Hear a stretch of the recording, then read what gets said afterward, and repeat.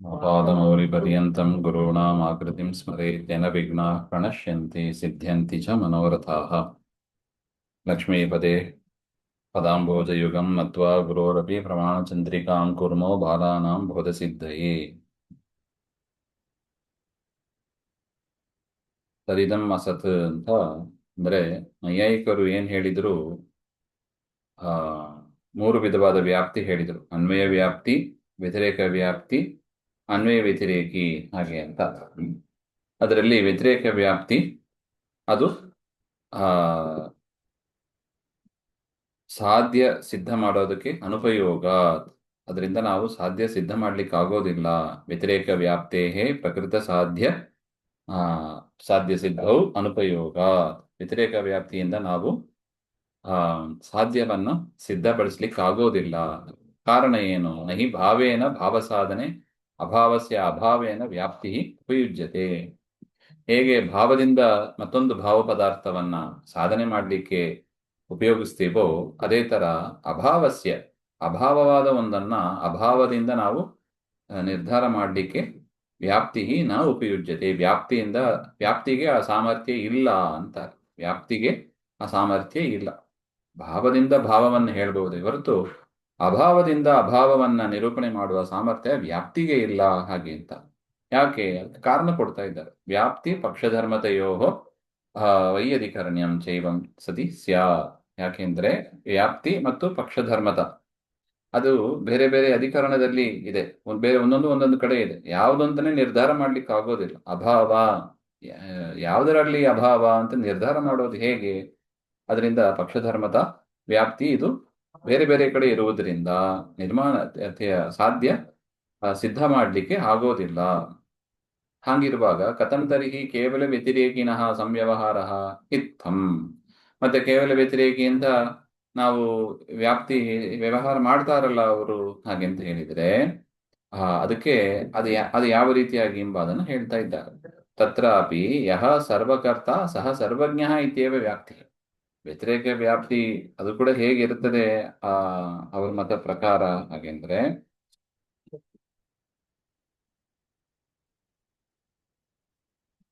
ವ್ಯತಿರೇಕ ವ್ಯಾಪ್ತಿ ದೃಷ್ಟಾಂತ ನಾವು ನೋಡಿದ್ದು, ಯಹ ಸರ್ವಜ್ಞ ನ ಭವತಿ ಸಹ ಸರ್ವಕರ್ತ ನ ಭವತಿ. ಯಾರು ಸರ್ವಜ್ಞನಾಗಿರೋದಿಲ್ಲ ಅವನು ಸರ್ವಕರ್ತ ಆಗಿರೋದಿಲ್ಲ ಅಂತ ವ್ಯತಿರೇಕ ವ್ಯಾಪ್ತಿ ಇದು. ಇದು ಕೇವಲ ವ್ಯತಿರೇಕಿ ಇದು. ಅಂದ್ರೆ ಅನ್ವಯ ರೀತಿಯಾಗಿ ಹೇಳಿಕ್ ಬರೋದಿಲ್ಲ, ದೃಷ್ಟಾಂತ ಇಲ್ಲ. ಆದ್ದರಿಂದ ಹಾಗೆಂತ ನಾವು ಹಿಂದೆ ನೋಡಿದ್ದೀವಿ.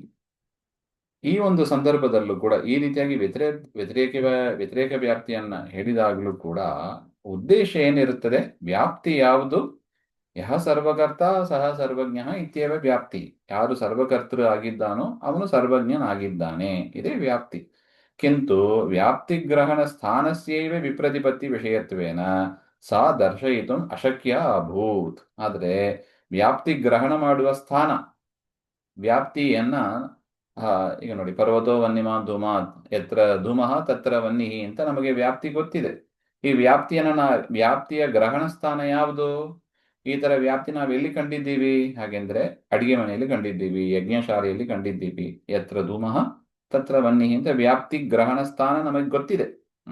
ಅದರಿಂದ ವ್ಯಾಪ್ತಿಯನ್ನ ನಿಶ್ಚಯ ಮಾಡಿ ನಾವು ಎಲ್ಲಿ ಧೂಮ ಇದೆಯೋ ಅಲ್ಲಿ ವನ್ನಿ ಇದೆ ಅಂತ ಸಾಧನೆ ಮಾಡ್ಲಿಕ್ಕೆ ಆಗ್ತದೆ.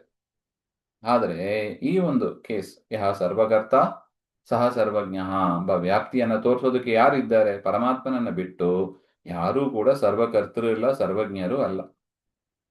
ಹಾಗಿರುವಾಗ ವ್ಯಾಪ್ತಿ ಗ್ರಹಣ ಸ್ಥಾನ ಇಲ್ಲವಾದ್ದರಿಂದ ವಿಪ್ರತಿಪತ್ತಿ ವಿಷಯತ್ವ. ವಿಪ್ರತಿಪತ್ತಿ ಅಂದ್ರೆ ಜ್ಞಾನವೇ ಹುಟ್ಟೋದಿಲ್ಲ. ಆ ರೀತಿಯಾಗಿ ಇರುವಾಗ ದರ್ಶಯಿತು ಅಶಕ್ಯ. ಈ ವ್ಯಾಪ್ತಿಯನ್ನ ತೋರಿಸಿಕೊಡೋದು, ತಿಳ್ಕೊಳ್ಳೋದೇ ಕಷ್ಟ ಆಗಿದೆ ಅಂತ ಅರ್ಥ. ಸರಿ, ಹಾಗಿದ್ರೆ ಅದನ್ನು ಕೂಡ ನಾವು ಅನುಮಾನದಿಂದ ಹೇಳ್ತೀವಿ. ತತಃ ಅನುಮಾನೇನ ತಾಂ ಸಾಧಯಿತು ವ್ಯತಿರೇಕ ವ್ಯಾಪ್ತಿ ಉಪಯೋಜಿತ. ಇಂತಹ ಒಂದು ಸಂದರ್ಭದಲ್ಲಿ ನಾವು ವ್ಯತಿರೇಕ ವ್ಯಾಪ್ತಿಯನ್ನ ಬಳಸಿ ಅದನ್ನ ಒಂದು ಅನುಮಾನ ರೂಪದಲ್ಲಿ ಮಾಡಿ ನಾವು ಈ ರೀತಿಯಾಗಿ ವಿಷಯವನ್ನು ತಿಳಿತೀವಿ ಹಾಗೆ ಅಂತ ಅವರು ವ್ಯವಹಾರಕ್ಕಾಗಿ ಮಾಡಿರುವ ಒಂದು ವ್ಯವಸ್ಥೆ ಇದೆ. ಅದು ಯಾವುದಾದ ಅನುಮಾನ ಹಾಗೆಂದ್ರೆ ಸರ್ವಕರ್ತೃತ್ವಾದಿತಿ ಪ್ರಯುಕ್ತೆ ಕಥಂ ಅಸ್ಯ ವ್ಯಾಪ್ತಿ ಇತ್ಯಾಕಾಂಕ್ಷಾಯಾಂ ಸರ್ವಕರ್ತೃತ್ವಂ ಸರ್ವಜ್ಞತ್ವೇನ ವ್ಯಾಪ್ತಂ.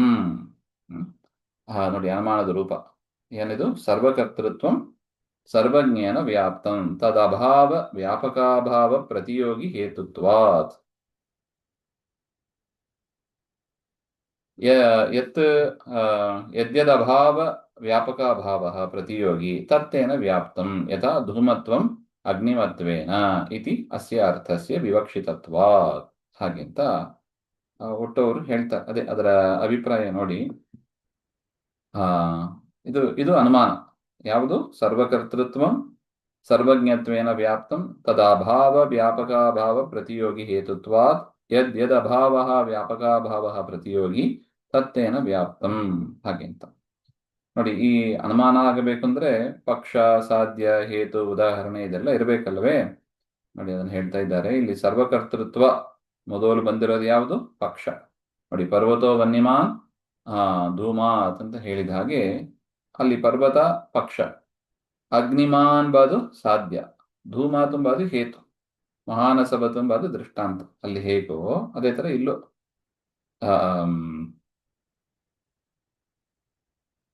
ಸರ್ವಕರ್ತೃತ್ವಂ.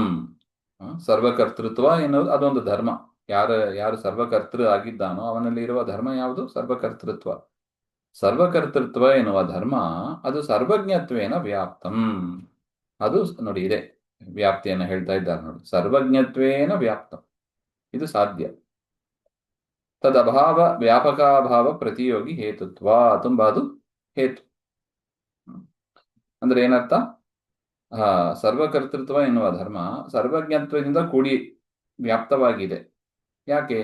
ತದಭಾವ ವ್ಯಾಪಕಾಭಾವ ಪ್ರತಿಯೋಗಿ. ಹಾಗೆ ಯದ್ಯದಭಾವ ವ್ಯಾಪಕಾಭಾವ ಪ್ರತಿಯೋಗಿ ತತ್ತೇನ ವ್ಯಾಪ್ತಂ ಎನ್ನುವುದು ಆ ವ್ಯಾಪ್ತಿ. ಅದಕ್ಕೆ ಉದಾಹರಣೆ ಕೊಡೋದು ಯದಾ ಧೂಮವತ್ವಂ, ಯಾವುದು ಧೂಮ ಉಳ್ಳದ್ದಾಗಿದೆಯೋ ಅದು ಅಗ್ನಿಮತ್ವೇನ ತಸ್ಯ ಅರ್ಥಸ್ಯ ವಿವಕ್ಷಿತತ್ವ. ಅದು ಅಗ್ನಿ ಉಳ್ಳದಾಗಿದೆ ಈ ಅರ್ಥದಲ್ಲಿ ಹೇಳಿರೋದ್ರಿಂದ ಹಾಗೆಂತ. ಒಟ್ಟು ಏನು ಹೇಳಿದಂತೆ ಆಯಿತು? ಯತ್ ನೋಡಿ, ಅದು ವ್ಯಾಪ್ತಿ ನೋಡಿ. ಯತ್ ಅಂದ್ರೆ ಯಾವುದು ಸರ್ವಜ್ಞತ್ವ ಉಳ್ಳದ್ದಾಗಿದೆಯೋ, ಯದಭಾವ ಅಂದ್ರೆ ಸರ್ವಜ್ಞತ್ವ ಅಭಾವ, ಯದಭಾವ ಅಂತ ಇದೆ. ಯದಭಾವ ವ್ಯಾಪಕಾಭಾವ ಅಂದ್ರೆ ಯತ್ ಅಂದ್ರೆ ಯಾವುದು? ಸರ್ವಜ್ಞತ್ವ. ಅದು ಸರ್ವಜ್ಞತ್ವಾಭಾವ. ಯತ್ ಯದಭಾವ. ಯದಭಾವ ಅಂದ್ರೆ ಯಾವ್ದು? ಯತ್ ಶಬ್ದದಿಂದ ಯಾವ್ದು ತಗೊಂಡಿದ್ದೀವಿ? ಸರ್ವಜ್ಞತ್ವ. ಯದಭಾವ ಅಂದ್ರೆ ಯಾವುದು ಬಂತು? ಸರ್ವಜ್ಞತ್ವ ಅಭಾವ. ವ್ಯಾಪಕಾಭಾವ, ವ್ಯಾಪಕ ಯಾವುದು? ಸರ್ವಕರ್ತೃತ್ವ ಅಭಾವ. ಸರ್ವಕರ್ತೃತ್ವ ಅಭಾವಸ್ಯ ಪ್ರತಿಯೋಗಿ ಸರ್ವಕರ್ತೃತ್ವ. ಅಂದ್ರೆ ಸರ್ವಕರ್ತೃತ್ವದ ಅಭಾವದ ಪ್ರತಿಯೋಗಿ ಅಂದ್ರೆ ಯಾವುದು? ಸರ್ವಕರ್ತೃತ್ವ. ಯಾವುದರ ಅಭಾವ ಹೇಳ್ತೀವೋ ಆ ಅಭಾವದ ಪ್ರತಿಯೋಗಿ ಅಂದ್ರೆ ಆ ಪದಾರ್ಥವೇ ಆಗಿರುತ್ತೆ. ಸರ್ವಕರ್ತೃತ್ವ ಅಭಾವಸ್ಯ ಪ್ರತಿಯೋಗಿ ಯಾವುದರ ಅಭಾವ? ಸರ್ವಕರ್ತೃತ್ವದ ಅಭಾವ ಅಂತ. ಅದರಿಂದ ಅದರ ಪ್ರತಿಯೋಗಿ ಸರ್ವಕರ್ತೃತ್ವವೇ ಆಗಿ. ಅದರಿಂದ ಯದಭಾವ ವ್ಯಾಪಕಾಭಾವ ಪ್ರತಿಯೋಗಿ ತತ್ತೇನ ವ್ಯಾಪ್ತಂ. ಅಂದ್ರೆ ಯಾವ ಉದಾಹರಣೆ ಪ್ರಕಾರ ಅಗ್ನಿತ್ವ, ಯಾವ ಅಗ್ನಿತ್ವ ಇದೆ, ಯದಭಾವ ಅಂದ್ರೆ ಅಗ್ನಿತ್ವ ಅಭಾವ. ಅಗ್ನಿತ್ವಾಭಾವದ ವ್ಯಾಪಕಾಭಾವ ಅಂದ್ರೆ ಯಾವುದು? ಅಗ್ನಿತ್ವಕ್ಕೆ ವ್ಯಾಪಕವಾದದ್ದು ಯಾವುದು? ಧೂಮಾಭಾವ. ತಸ್ಯ ಅಂದ್ರೆ ಧೂಮಾಭಾವಸ್ಯ ಪ್ರತಿಯೋಗಿ ಅಂದ್ರೆ ಧೂಮವೇ. ಆ ಧೂಮ ತೇನ ವ್ಯಾಪ್ತಂ, ಅಗ್ನಿಯಿಂದ ವ್ಯಾಪ್ತವಾಗಿದೆ ಅಂತ ಒಟ್ಟು ಅದರ ಅರ್ಥವನ್ನ ಹೇಳ್ತಾ ಇದ್ದಾರೆ. ಅಂದರೆ ಏನರ್ಥ ಅಂತೂ ಅರ್ಥ ಆಯಿತು. ಧೂಮವು ಅಗ್ನಿಯಿಂದ ವ್ಯಾಪ್ತವಾಗಿದೆ ಅಂದರೆ ಅಗ್ನಿಯಾಭಾವವು ಧೂಮಾಭಾವದಿಂದ ವ್ಯಾಪ್ತ ಅಂತ. ಈ ರೀತಿಯಾಗಿ ಈ ಒಂದು ಅನುಮಾನದಿಂದ ಅವರು ವ್ಯತಿರೇಕ ವ್ಯಾಪ್ತಿಯನ್ನು ಹೇಳ್ತಾರೆ. ಆದರೆ ಪ್ರಕೃತ ಇದನ್ನು ಮಾತ್ರ ಇಟ್ಕೊಂಡು ನಾವು ಯಾವುದನ್ನು ಕೂಡ ಸಾಧ್ಯ ಸಿದ್ಧ ಮಾಡಲಿಕ್ಕೆ ಬರೋದಿಲ್ಲ ಹಾಗೆಂತ. ಇನ್ನು ಅನ್ವಯ ವ್ಯತಿರೇಕಿ. ಅನ್ವಯ ವ್ಯತಿರೇಕಿನೀತು ವ್ಯತಿರೇಕ ವ್ಯಾಪ್ತಿ ಅನುಪಯುಕ್ತಿಯವ. ಅಲ್ಲೂ ಕೂಡ ಅಷ್ಟೇ. ಅನ್ವಯ ವ್ಯತಿರೇಕಿ ಅಂದ್ರೆ ಏನು? ಅನ್ವಯದಲ್ಲೂ ಹೇಳ್ಬಹುದು, ವ್ಯತಿರೇಕ ರೂಪದಲ್ಲೂ ಹೇಳ್ಬಹುದು ಹಾಗೆ ಅಂತ. ಅಲ್ಲೂ ಕೂಡ ವ್ಯತಿರೇಕ ವ್ಯಾಪ್ತಿ ಅನುಪಯುಕ್ತಿಯವ. ವಿವಕ್ಷಿತ ವ್ಯಾಪ್ತೇ ಪ್ರತ್ಯಕ್ಷಾದಿನ ಏವ ಸಿದ್ಧತ್ವ. ನಾವೇನು ವ್ಯಾಪ್ತಿಯನ್ನು ಹೇಳ್ತೀವಿ ಆ ವಿಷಯ ಏನು ಇಚ್ಛೆ ಪಡ್ತೀವಿ ವ್ಯಾಪ್ತಿ ಮೂಲಕ ತಿಳಿಸಬೇಕು ಅಂತ, ಅದು ಪ್ರತ್ಯಕ್ಷಾದಿನ ಏವ, ಪ್ರತ್ಯಕ್ಷ ಆಗಮ ಇತ್ಯಾದಿಗಳಿಂದಲೇ ಸಿದ್ಧವಾಗ್ತದೆ. ಅದರಿಂದ ವ್ಯತಿರೇಕ ವ್ಯಾಪ್ತಿ ಬೇಕಾಗಿಲ್ಲ. ಮಾತ್ರ ಇಲ್ಲ, ಇನ್ನೊಂದು ವ್ಯಭಿಚಾರಾಭಾವ ಪ್ರದರ್ಶನ ಮುಖೇನ ಕಥಂಚಿತ್ ಉಪಯುಜ್ಯತೆ. ಈಗೇನೋ ನಾವು ಹೇಳಿದ್ದೀವಿ ನೋಡಿ. ಅದು ಅಪ್ರಯೋಜಕ ಎನ್ನುವ ದೃಷ್ಟಿಯಿಂದಲೂ ಕೂಡ ಹಿಂದೆ ಹೇಳಿದ ಪ್ರಕಾರ ಅದು ಕೂಡ ವ್ಯತಿರೇಕಿನೇ, ಅದರ ವ್ಯತಿರೇಕ ವ್ಯಾಪ್ತಿ ಅಲ್ಲೂ ಬರ್ತದೆ. ಸೊ ಹಿಂದೆ ಹೇಳಿದೆ ಸಿದ್ಧ ಸಾಧ್ಯ ಸಿದ್ಧ ಮಾಡೋದಕ್ಕೆ ಅನುಪಯೋಗವಾಗಿದೆ ಅಂತ ನಾವೇ ಹಿಂದೆ ನೋಡಿದ್ದೀವಿ. ಅದು ಅನ್ವಯ ವ್ಯತಿರೇಕಿಯಲ್ಲೂ ಕೂಡ ಬರುತ್ತದೆ. ಎರಡು ಎರಡು ಹೇಳ್ತಾರೆ. ಅನ್ವಯ ವ್ಯತಿರೇಕಿಗೆ ಎರಡು, ಒಂದು ಆ ವ್ಯಾಪ್ತಿ ಪ್ರತ್ಯಕ್ಷಾದಿಗಳಿಂದಲೇ ಸಿದ್ಧವಾಗ್ತದ್ರಿಂದ ವ್ಯಾಪ್ತಿ ಅದಕ್ಕೆ ಅಂದ್ರೆ ಅನುಮಾನ ಅಥವಾ ಈ ಅನುಮಾನದಿಂದ ಯಾಕೆ ಹಾಗೆ ಅಂತ ಒಂದು.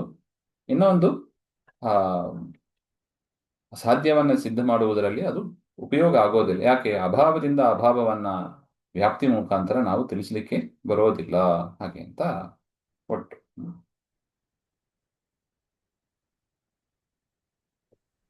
ಇಷ್ಟು ಹೇಳಿ ಅವರ ಮತವನ್ನ ಆ ತರ ಒಂದು ವಿಭಾಗ, ಕೇವಲ ಅನ್ವಯಿ, ಕೇವಲ ವ್ಯತಿರೇಕಿ, ಅನ್ವಯ ವ್ಯತಿರೇಕಿ ಅಂತ ಏನ್ ಹೇಳಿದ್ದಾರೆ ಅದದು ಕೊಡೋದಿಲ್ಲ ಅಂತ ಪರೀಕ್ಷೆ. ಇದು ನಾವಿಷ್ಟೊತ್ತು ಮಾಡಿದ್ದು ಪರೀಕ್ಷೆ ಇದು.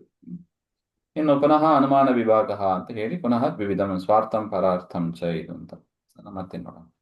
ಶ್ರೀಮಧ್ವಾಂತರ್ಗತ ಶ್ರೀಕೃಷ್ಣ ಅರ್ಪಣಮಸ್ತು. ಶ್ರೀ ಹರೇ.